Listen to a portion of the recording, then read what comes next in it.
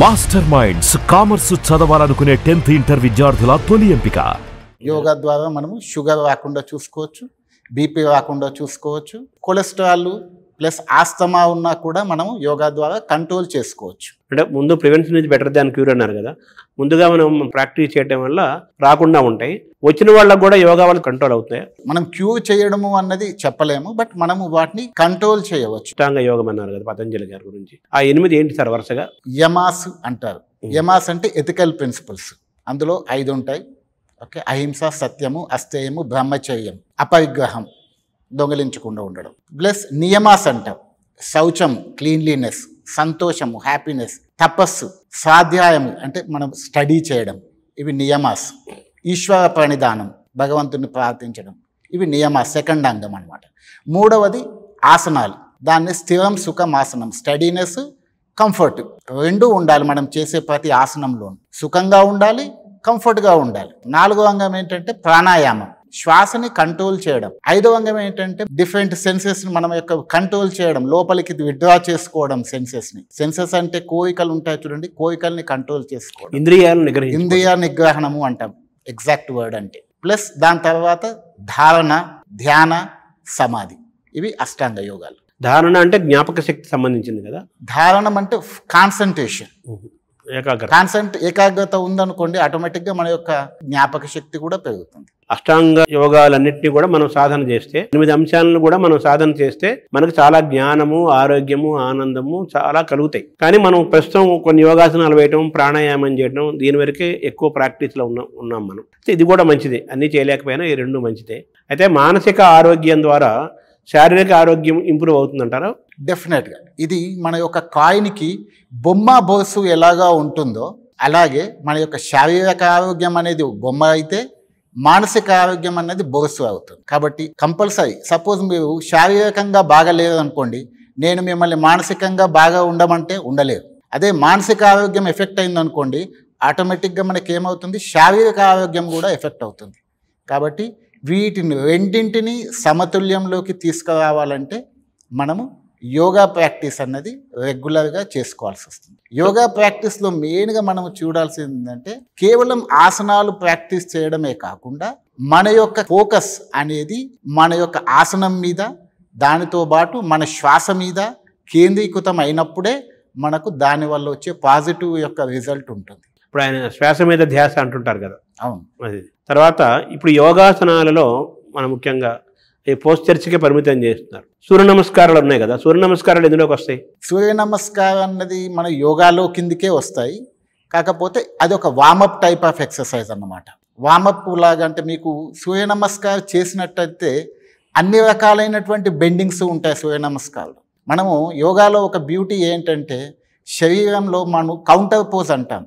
ఒక ఆసనం చేసిన తర్వాత దానికి విరుగుడుగా ఇంకో ఆసనం చేస్తాం. అంటే ముందుకు వంగే ఆసనం వేసిన తర్వాత దాన్ని బ్యాలెన్స్ చేయడానికి మనం వెనక్కి వంగుతాం. సేమ్ థింగ్ ఈ సూర్య నమస్కారాల లోపల మీకు శరీరంలోని అన్ని భాగాలకి మీకు ఎక్సర్సైజ్ అనేది జరుగుతుంది. At the same time cardio చేయమంటారు. ఇప్పుడు అందరూ కార్డియో చేస్తున్నారా అంటారు. ఏంది, గుండెకి ఎక్సర్సైజ్. ఆ యొక్క ఎక్సర్సైజ్ కూడా మీకు సూర్య నమస్కారం ద్వారా పూర్తవుతుంది. అంటే మన యోగాసనాలు చేయబోయే ముందు సూర్య నమస్కారాలు చేసి తర్వాత యోగాసనాలు వేయాలా? యోగాసనాలు చేసే కంటే ముందు జనరల్గా మనం సూక్ష్మ వ్యాయామం అని చేస్తాం. సూక్ష్మ వ్యాయామం అంటే మనము ప్రతి ఒక్క జాయింట్ యొక్క కదలికల్ని చేస్తాం. ముందు మెడ, భుజాలు, ప్రతి జాయింట్, మోకాళ్ళు, యాంకిల్స్, ఇలా ప్రతి జాయింట్ని ఫస్ట్ కదిలే దాన్ని సూక్ష్మ వ్యాయామం అంటాం. సూక్ష్మ వ్యాయామం తర్వాత మనము సూర్య నమస్కారాలు చేస్తాం. ఆ తర్వాత మనము కల్చరల్ పోజెస్ అంటాం. బేసిక్గా ఆ బేసిక్ ఆసనాస్ లోపల నిలబడేటివి, కూర్చునేటివి, మళ్ళీ వెళ్ళకిలా పడుకొని చేసేటివి, బోల్డా పడుకొని చేసేటివి, ఇలా డిఫరెంట్ ఆసనాస్ ఉంటాయి. అవన్నీ చేస్తాం. సో మామూలుగా ఈ సూర్య నమస్కారాలు వామప్ అన్నారు కదా మీరు, దానికంటే ముందు సూక్ష్మంగా కొన్ని బాడీలోని పార్ట్లను రిలీవ్ చేయడం కోసం ఫస్ట్ అది చేస్తాం వామప్. దాని తర్వాత సూర్య నమస్కారాలు, దాని తర్వాత కొన్ని యోగాసనాలు.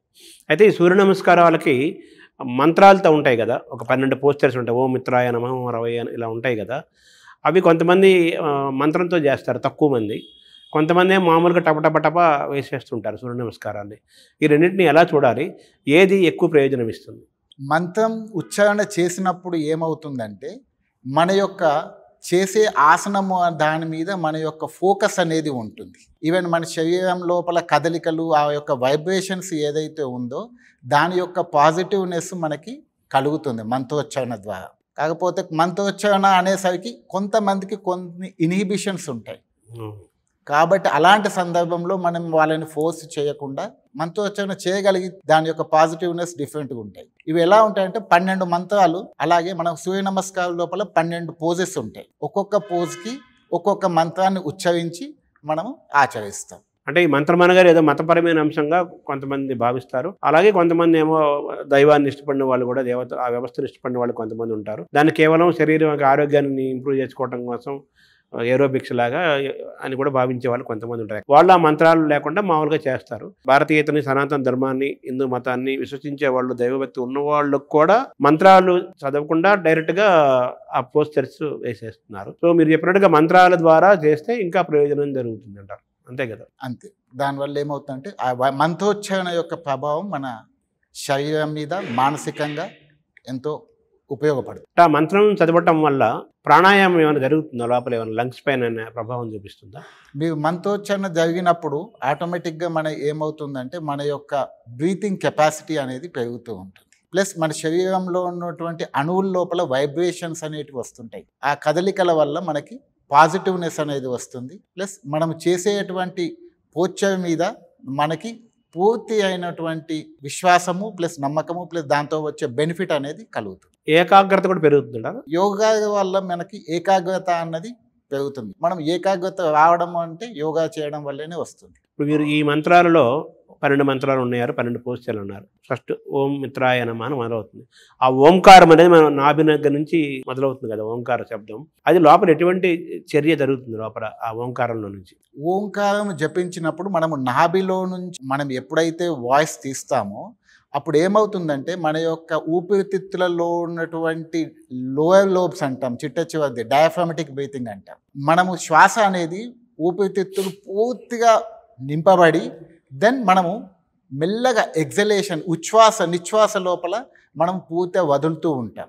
ఓంకారంలో 3 అక్షరాలు ఉంటాయి, అకారము, ఉకారము, మకారం.